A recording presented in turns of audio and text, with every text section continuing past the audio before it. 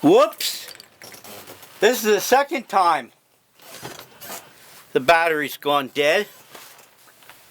So, I guess it's time to get a new battery. We had to change venue because I had to recharge the battery.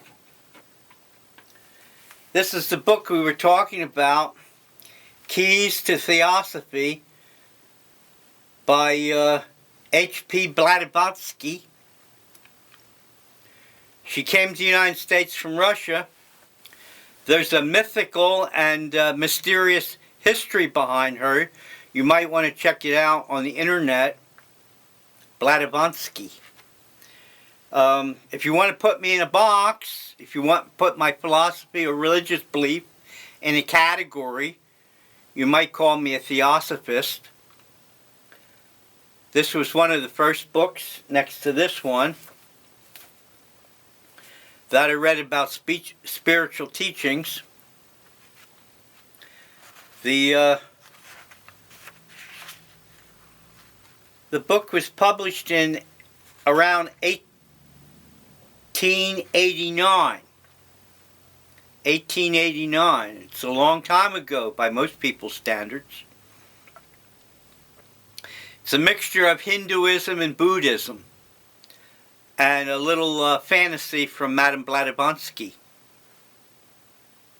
Like I said, she has a very interesting and colorful history.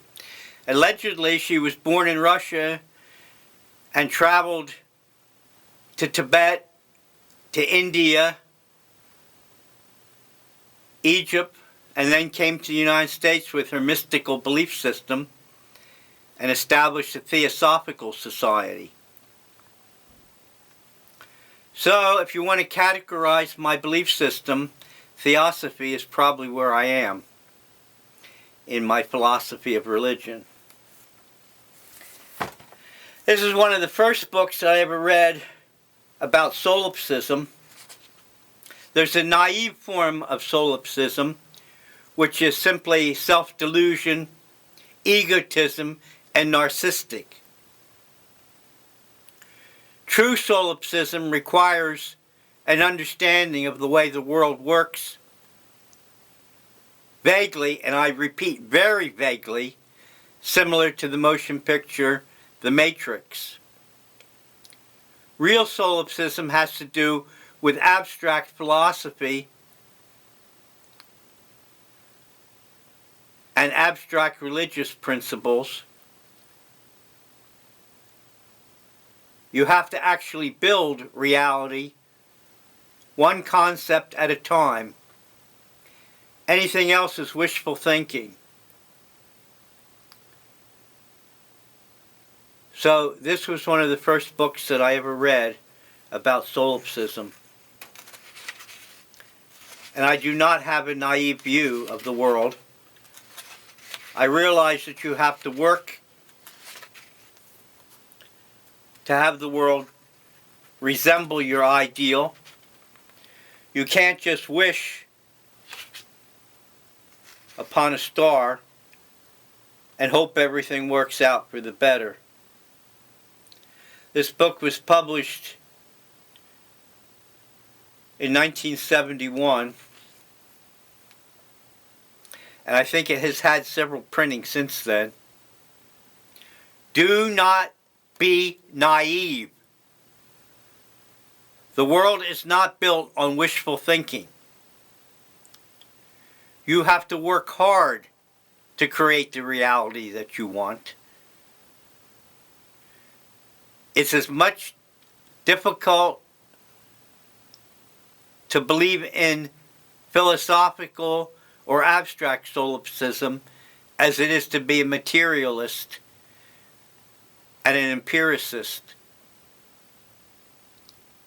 You just can't build fantasies and romantic delusions and expect the world to conform to your belief system. Generally speaking, that's what religious people do. And they end up killing, murdering, lying, and everything contra, a contradiction to their own belief system. And I use this book as proof. This is the illustrated Golden Bough, based on Sir James Gregory Fraser book called The Golden Bough. That book also, not this one, but the Golden Bough original,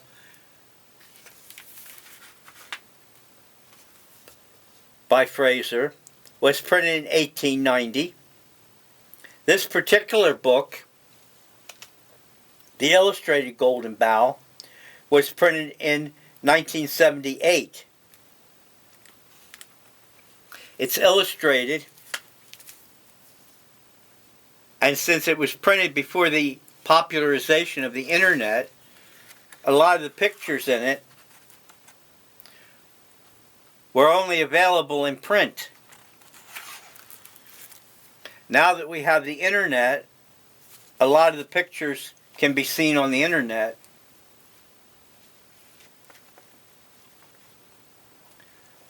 I might go back to this again because it succinctly explains about religion, the monotheistic religions, the animistic religions, and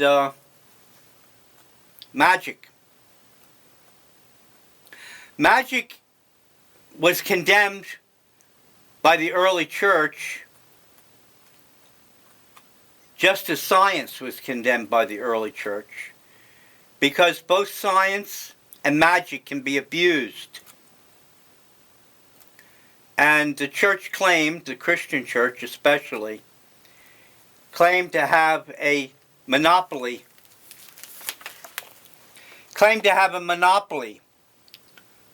on goodness, righteousness, virtue, and magic. Many of the saints allegedly performed magic. I don't know. I wasn't around. But the church did condemn magic, and the church did condemn science. And what I'm looking for now is a chart, which is another reason why I bought this book. I had the chart enlarged. It gives a diagram of how magic is performed. At the lower part of the text, it says taboo and negative magic. Then the chart is connected to positive magic and sorcery. Then above the chart, it goes on to practical magic as a pseudo-art. And then it's connected over here on this side by theoretical magic as a pseudo-science. So that's one of the reasons I bought the book, along with the pictures that weren't available until the internet came along. But Fraser, when he originally printed the book, or had the book published, stressed the fact that all religions are syncretic. They take different ideas of philosophy, paganism, and folk tradition, and combine them into a declaration that allegedly comes from God. And this book, like I said, was published in 1890. So ever since 1890, to literate people, to educated people, to historians, generally speaking, and academics, religion is a closed book. We know where most of the concepts came from. Almost all religions, and that includes the great monotheistic religions, came from folk tradition, various pagan rites that were created in ancient Stone Age times, with a little mixture of history and atomism. And that's the story of most monotheistic religions, and even the great Eastern spiritual traditions generally can be explained in the same way. It grieves me to disappoint you, but if you really want to understand religions of all types, go to your basic Freud. Go to your basic Carl Jung. Go to your basic William Reich. Go to your sociology text and some of your social anthropological text. Even some of the movies, like Indiana Jones, will explain the origin of most religions.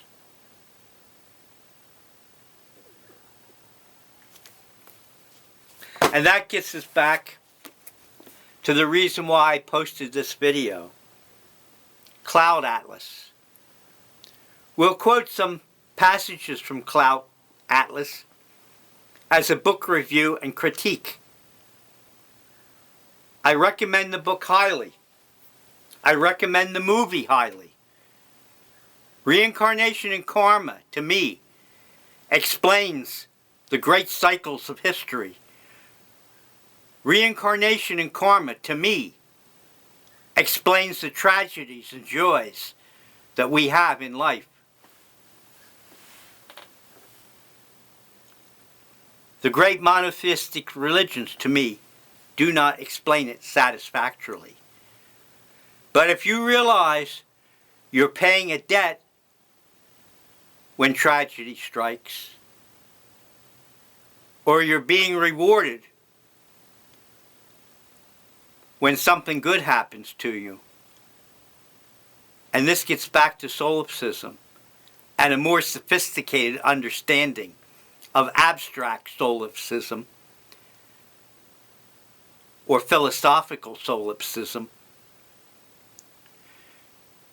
you are the center of the universe, but only your universe. You have no right to interfere in anyone else's life. You have no right to intrude and invade some other country, some other civilization, and force your will on them. Or, according to the law of karma, and there's quotes around that, the law of karma, it will come back to you. To quote an ancient scripture, reap the wind, sow the whirlwind.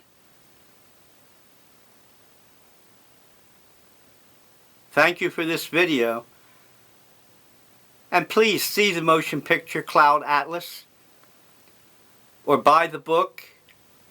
It's rather difficult to understand for those people who are not clued in to karma and reincarnation, because according to the theory, we change gender and we change ethnic groups depending on our attachments, our loves, and our hatreds. All these things are explained in The Keys to Theosophy by Madame Blavatsky. It's a thin book. It's printed by the Theosophical Society. It probably can be read in about 2 hours if you're a fast reader, and maybe 4 hours if you're a slow reader.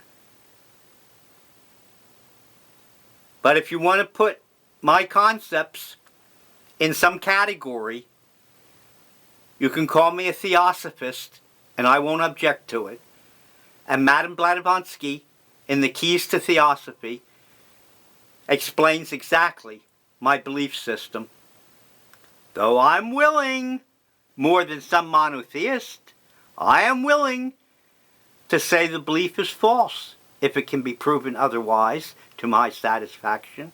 Repeat, this is just a theory, just a concept, just an idea, an abstract idea, a theoretical idea. I can abandon it in an instant if I have some reason to believe it's wrong. But up to now, The Keys of Theosophy by Madame Blavatsky explains everything about the cruelty and what seems to be the unjust rewards of evil people in the world. So please, if you get a chance, see the motion picture Cloud Atlas or read the book with the understanding that it's a difficult read. Thank you for watching this video. And I'm sorry I had to change venues. The battery went dead. We got cut off. Have a good day. Enjoy what you can.